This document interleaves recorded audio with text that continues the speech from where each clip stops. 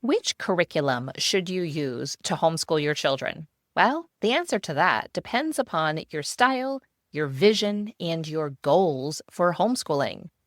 Today's episode, we're going to dig into the meat and potatoes of homeschooling and going into this homeschool year. So we're going to do some fun episodes, or we're just going to really get into it and get you ready for this homeschool year, whether it's your first year or not. And then today's episode, we're going to talk about styles, but I'm going to throw a little bit of controversy into the end of this episode. So be sure to stick around, and I'm curious to find out where you kind of land in all of that. Welcome to Little by Little Homeschool Podcast, where you'll learn tips and strategies that will empower you to home educate your children. I'm Lee Nguyen, a homeschool mom of over 12 years, which includes 2 graduates. When I started homeschooling, I was pretty much on my own and was desperate for encouragement and help. My mission is to be a source of encouragement and help to you.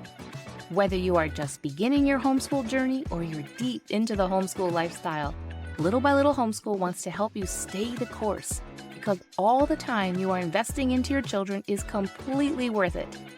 If you're ready to take your homeschool to new levels, keep listening. New and seasoned homeschool moms love to learn about the different styles of homeschooling. We should always be learning something new when it comes to homeschooling. We should be growing in our knowledge of how we do it alongside our kids as they're growing in knowledge as well. Today's episode will be a zoom over of styles because we don't have enough time to really get into all of it super deep. But it's going to be enough to get you started on choosing a style for your family or to solidify the choice that you have already made. When you are looking to get personal solutions and ideas and personalizing your style and your homeschool, we do an extensive deep dive about styles as well as everything else in your homeschool blueprint. So I'm going to encourage you to listen to this episode and go ahead and, figure things out as like a flyover. And then when you are ready to really get into things, I want to see you over at your homeschool blueprint. That's where we're really going to dive deep, super deep into it. And you'll have time to be able to process it all and more direction and clarity. But today we're going to have some fun with some styles. And I mentioned earlier a little bit of controversy at the end, which doesn't have to be controversy, but sometimes it does. When I began homeschooling, I had no idea that there were different homeschooling styles. I assumed that there was one way to educate a child. I went to public school. My husband went to public school. Our parents did. Our grandparents did. That's all I saw. That was the norm to me. So I was like, well, you just do that at home, right? Well, I ended up then at some point starting to realize there are different ways of doing this homeschool thing with our kids at home. And I began to gravitate towards some other styles, and even that has changed and morphed as I have studied my kids and seen what is going to meet their needs and really what aligns well with our family culture. If I was to go back, if I was to have a do-over, I'll be honest and tell you I would have done the beginning differently. I love to see homeschool parents. So if you're at the beginning of the journey, I love to see that you are learning this stuff so you can start off maybe a little bit ahead of how I did. And if you were in the same boat as me, didn't really know, and you're just learning now, it's okay. It's never too late. Homeschooling really is a journey. And so if I was to have a do-over when I first began, I wish I had done things a little bit differently. But to be honest, I think what I would have done differently, we would have grown, and we probably still would end up where we are, but I would just combine with where we are with a different beginning. But guess what? It all works out in the end, I promise you. Now, let's get into the different styles of homeschooling. Again, there is so much information about pretty much all of these different styles. Some of them, there's a lot deeper. There's books written about it. There's courses. There's just so much you can get into each one of these, or at least a handful of them. But we can only do a little bit here. I don't want to keep you here all day, and you don't have time to listen to this all day. So I'm going to share the big ideas when it comes to homeschool styles, and I'm going to encourage you to do further research on your own as well as join your homeschool blueprint, which you can get that information at littlebylittlehomeschool.com/blueprint, and the link is also in the show notes. So let's get into this, but let me start with saying that this is not in any particular order. I'm just going to kind of throw them out there, and some of them seem like they are a little bit more relatable to each other, so I'm going to hopefully combine some of those together. So let's start with traditional homeschooling. That's a thing. That is what most of us think about when we are homeschooling. We just jump into homeschooling and we do school at home. Now, this could run the gamut. You could possibly have posters on the wall. I'm raising my hand right here. You could have a schedule for the day. You could have curriculum for every child and every subject. You could stand there and teach in a lecture sort of style. Or you could just be like, we do traditional, but we don't do everything. You might say, we do traditional, so there can be a gamut in here. There could be traditional who likes to use tests and quizzes, and they use that to track progress. And some traditional will say, well, I don't do tests, but I might do just little quizzes or just oral quizzes. And so, again, all of these styles can be and should be then adjusted to your family. So the first homeschool style is traditional homeschool, and it is very familiar schooling and education style, and a lot of families start off with a traditional homeschool. There are families who stay with it the whole entire way through, and then there's some that change and try different styles from there, but it's just a good, safe place to be able to start up, and you can also combine it with other programs and co-ops and all kinds of things. So it doesn't mean that you are just sitting at home all by yourself with textbooks all day long. The next one is Charlotte Mason. Now, Charlotte Mason, she was a real person. It's not just this idea of something. So some of these you're going to hear a person's name or a last name, and this was a real person. So you can study the life of that person and see if is this a life or this is a philosophy that we want to emulate. So Charlotte Mason, she was a British author, teacher, and lecturer of the late 1800s. And her philosophy of education, it stuck around for a while, and I am seeing a very much regained popularity of her style of homeschooling. Or maybe it's just that parents were using a Charlotte Mason-inspired homeschool, and it's just that more of them are sharing now online, so you can get ideas from them. So she put a big emphasis upon high-quality literature, and she said, this is kind of the mantra that a lot of people use, is that education is an atmosphere, a discipline, a life. So there's a lot of narrative literature, there's time spent outdoors, there's a development and appreciation for art, music, and nature. She enjoys journaling and narration and dictation and copy work. And families who tend to gravitate towards Charlotte Mason just kind of want something. They want to inspire and give beauty to their children. They want a simple approach. They don't want to do super long lessons, especially with their younger children and maybe the elementary grades. They want to do shorter lessons and really engage their kids and spend more time outside. So that's kind of a little bit of an overview of the Charlotte Mason. Next is Montessori. Now, Montessori is actually a last name. So let's see, her first name, Maria Montessori. And so she wants you to create an environment. Now, when you often hear Montessori, you're going to hear of Montessori schools. And yes, there are Montessori schools that children can go to, but this is a homeschool podcast, so we are more so looking at how can you tie the idea, her philosophy, into your homeschool. And so I've seen kids go to Montessori preschools and then integrate into the public school. But there are other Montessori schools for older children as well. But you are keeping your kids home for the most part, and so we're going to kind of focus on that. But you can go and do Montessori out somewhere else. So it does take a little bit of effort, and there are more parents that are using a Montessori philosophy for homeschooling, and I suggest going over to YouTube. I have found some good resources over there to be able to explain and how does that look for your family at home as opposed to being in a building with other children of various ages. And so in the Montessori way of homeschooling there's an emphasis upon kinesthetic and sensory learning materials that teach children how to function in real life situations. They really want to tie in together movement and creativity and brain development.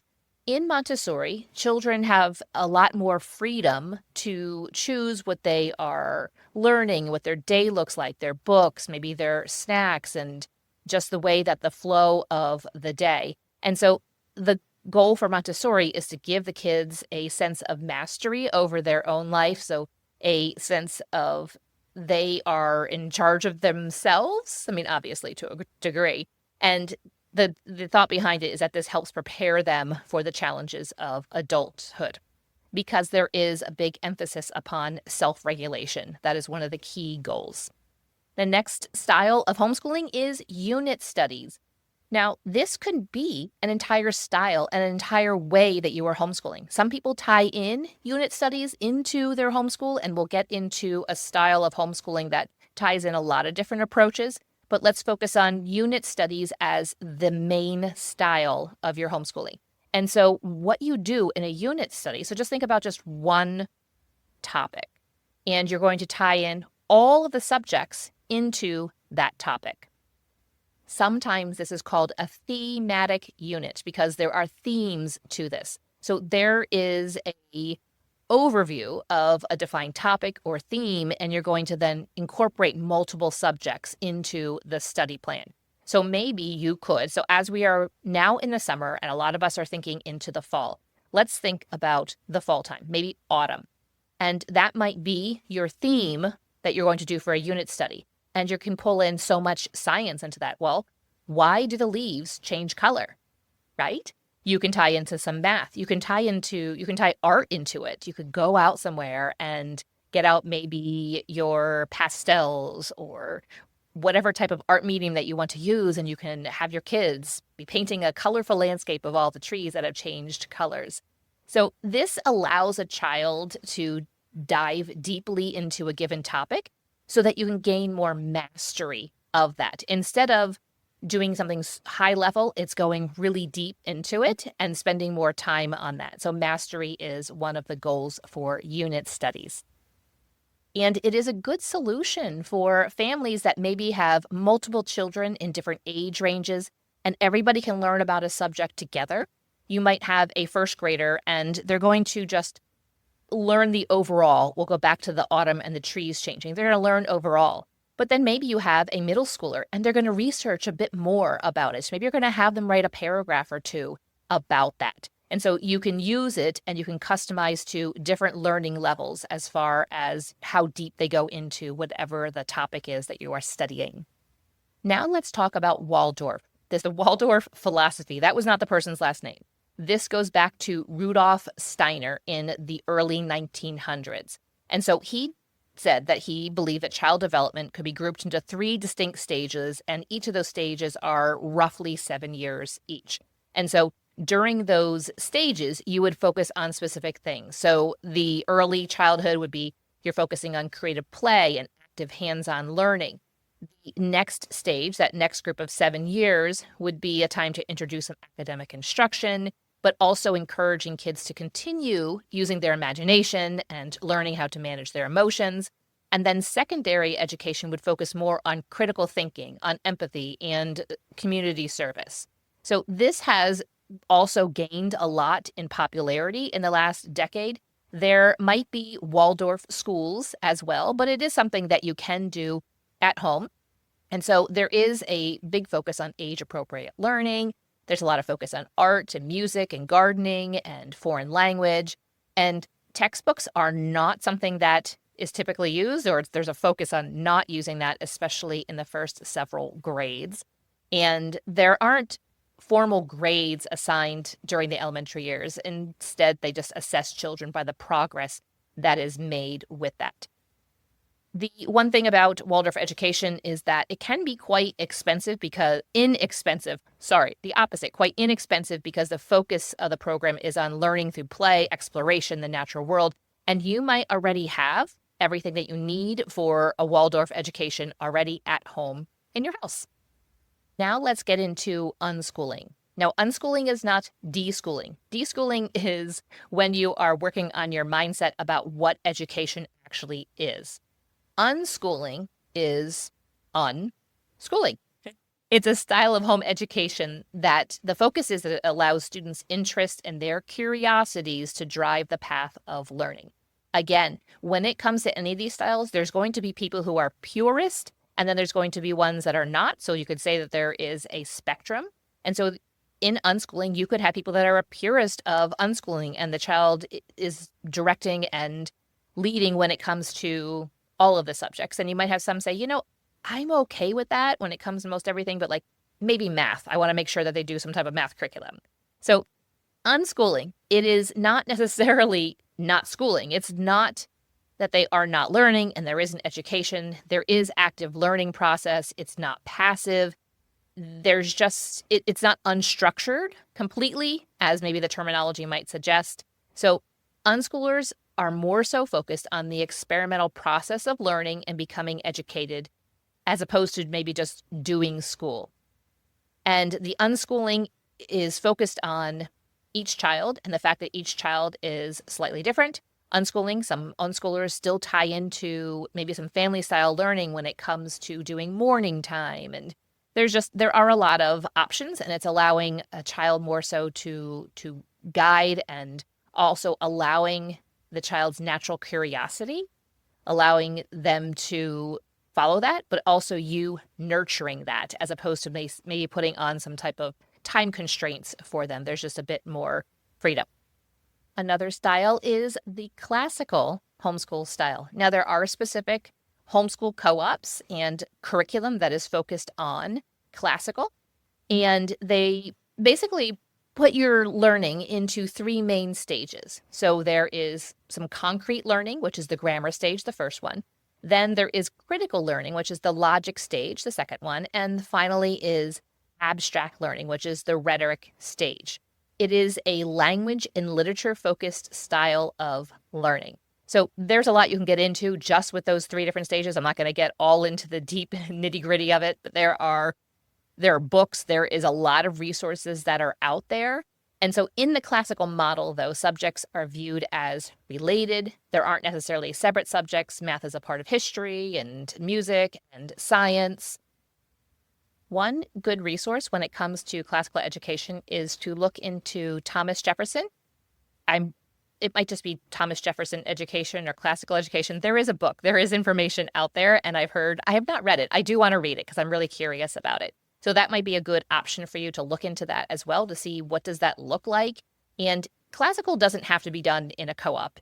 It can be done in a co-op if you want time with others, you want a community, you want relationships with other people, you want help to be able to see how do we go through this curriculum? What does this actually look like? And so classical really wants to put a big emphasis upon truth and goodness and beauty. It does a lot within students of various ages.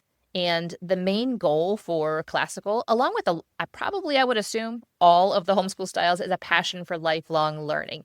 And so there is a way that they focus on logic over chaos, and they want to also focus on depth over just kind of learning things at a surface level. And a lot of families do Latin in that. I don't know if it's required, but maybe if you did a co-op like Classical Conversations, it might be required. But that is also an option, is to do the Latin, or maybe it's required. Correct me if I am wrong. So let us now round this out with what is called the eclectic homeschooling style. That's just what it sounds like. When you are picking and choosing from different curriculum, different resources, and different styles, and you are putting together something that is for your family. And so you can look and see, what am I passionate about? You might love something from maybe the Charlotte Mason. You might love something from classical. You might love something from traditional. You might love something when it comes to Montessori. And you get to put together what you want. And so this is focusing on your family's family culture, but also your children's strengths and their weaknesses. And it is often a very cost-effective method when it comes to homeschooling, because you can decide, what is your budget? and you can pull things in. Some things are going to be free. Maybe some things are going to cost a little bit. But when you are eclectically homeschooling, you are going to pick and choose from different resources and how you're going to do it in order to meet your family's learning needs for just that homeschool year. Now, let's get to the controversy. This doesn't have to be controversy, and I think it's okay for us to have our own opinions, as long as maybe we don't make anybody feel bad. So we don't want to shame anybody about their opinions. So it's okay. I have some of my own opinions. I don't share all of my opinions about everything, but I think it's okay to have opinions. But I think that it gets into dangerous territory when we start to look down on somebody for having a different opinion. And I think that we need to respect and give grace, understanding that hopefully everybody is doing what they need to do, what is best for their family for that homeschool year. So there are a couple of homeschooling styles that are controversial. People might say, well, you're not homeschooling. And again, it's up to you to choose which one is going to be best for you. But those two are hybrid and doing school online. So let's start with the latter. School online is maybe signing up through, it could be through your state. There might be something, it might be through some type of charter school. It might be just a completely separate type of schooling online. You might try to find something that is accredited and your child is following what they need to do and they're being told online by somebody else. You sign them up for the program, you assist them, you help them with what they need help with, but you're not the one that is deciding upon the resources and the curriculum and the scope and sequence of what they are learning. And then there is hybrid. Hybrid really is where you are learning somewhere else as well as at home. And so this can run some various different ways. But the most common way is that a hybrid school might be 2 or 3 days a week. And then when the children are home, those other maybe 2 or 3 days a week, so you get to 5, the work that you are doing at home is supporting what the hybrid has assigned them to do and what the hybrid is doing. So the hybrid would be determining the scope and sequence, and you are just following through with that, but you are doing the work from home a couple of days a week instead of the kids being in school for 5 days a week. Now, this hybrid could be something that is more independent. It could be associated with your state. That would depend upon your state regulations. But it kind of resembles a little bit maybe of the school online when you aren't necessarily picking and choosing. But there could be hybrids out there where you pick and choose the classes that your children are going to, or it might just be when you are in 3rd grade, this is what you're going to be doing. Or it might be you're in 3rd grade, which classes would you like to do? And there could be hybrids out there also that they are learning specific things on the days that they are there, and the days that they are home, you are completely in charge of their education. So what do you think about all of those? Which one do you feel like you are leaning towards? And just focus on this homeschool year. So which style is right for your family? That was the question that I asked at the title of this episode. Guess what? I can't answer that for you, but you can. You can answer that question. If you're feeling unsure, you are unsatisfied with the way that you are homeschooling, you need to get over to your homeschool blueprint and get started on that right now so that you can set up this homeschool year and be feeling really confident, no longer feeling unsatisfied, no longer feeling fearful or worried and thinking that you're missing out on something. You can get that information at littlebylittlehomeschool.com/blueprint, and I promise to see you back here in just a couple more days. Thank you for listening, friend. I'd love to connect with you more. You can find social media links in the show notes and share this episode with a friend who could use a boost to her homeschool.